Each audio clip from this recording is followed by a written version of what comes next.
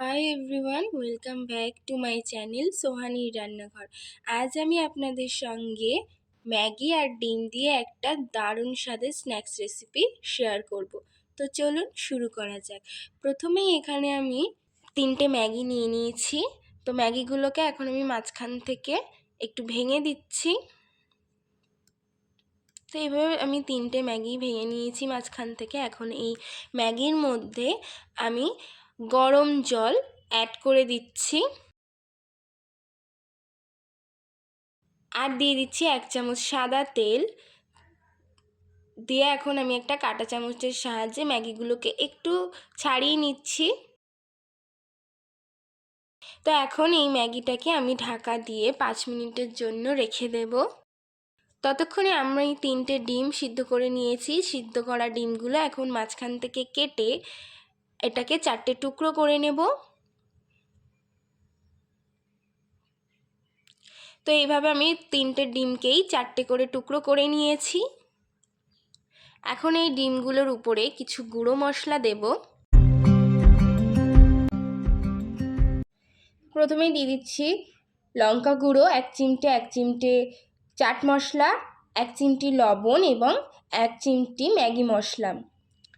তো সবগুলো মশলা দিয়ে এখন ডিমটাকে সাইডে রেখে দেব। আর যে ম্যাগিটা আমি 5 মিনিটের জন্য ভিজিয়ে রেখেছিলাম সেই ম্যাগিটা এখন জল ছাড়িয়ে নিয়েছি। নিয়ে এখন একটা প্লেটের মধ্যে ম্যাগিটাকে দিয়ে ম্যাগিটা পুরো প্লেটের মধ্যে ছড়িয়ে নেব চামচ দিয়ে। তো এখন ম্যাগিটার উপরে ম্যাগি মশলাগুলো দিয়ে দেব।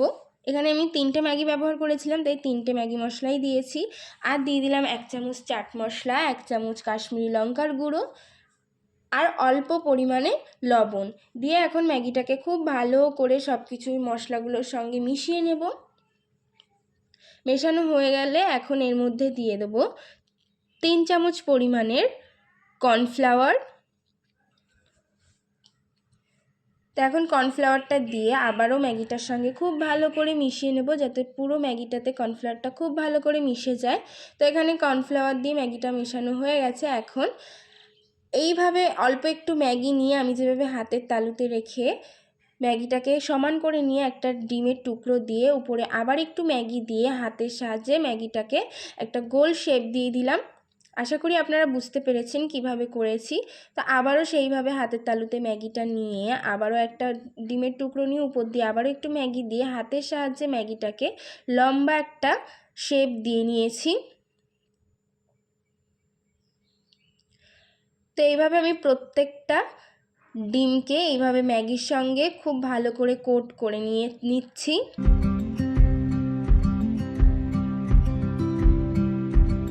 আশা করছি আমি কিভাবে করছি সেটা আপনারা দেখে বুঝতে পারছেন। তো আবারও এইভাবে ম্যাগিটা হাতের তালুতে নিয়ে একটু ম্যাগিটাকে হাত দিয়ে চ্যাপটা করে নিয়ে একটা ডিম মাঝখানে দিয়ে আবার উপর দিয়ে ম্যাগি দিয়ে হাতের সাহায্যে একটু গোল গোল করে লম্বা শেপ করে নিলেই কিন্তু খুব সহজেই তৈরি হয়ে যাবে। তো লাস্টেরটাও আমি ঠিক সেইভাবেই এইভাবে প্রত্যেকটা ডিমের টুকরো এইভাবে আমি ম্যাগিতে খুব ভালো করে কোট করে নিয়েছি।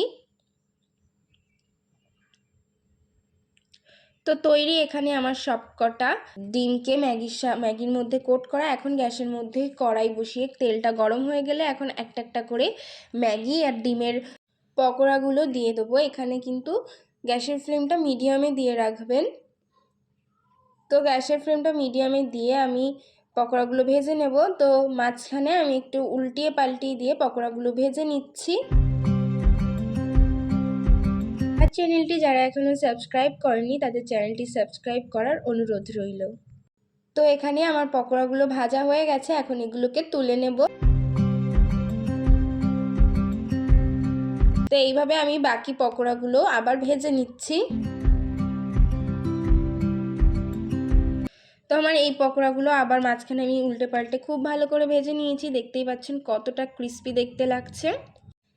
এখন এই পকোড়াগুলোর উপরে আমি একটু চাট মশলার গুঁড়ো ছড়িয়ে দিচ্ছি। তা এটা বাচ্চা থেকে বড় সবারই কিন্তু খুব ভালো লাগবে। আপনারা বিকালে স্ন্যাক্সে অথবা বাড়িতে কোনো আত্মীয় আসলে খুব চটজলদি এই রেসিপিটি কিন্তু বানিয়ে দিতে পারেন। খেতে কিন্তু অসাধারণ হয়েছিল, আর যেমন ক্রিস্পি তেমন কিন্তু খেতেও অসাধারণ। আপনারা একবার এটা বাড়িতে বানিয়ে দেখতে পারেন, খুব ভালো লাগবে। আশা করছি আজকের ভিডিওটি আপনাদের ভালো লেগেছে। Thank you for watching.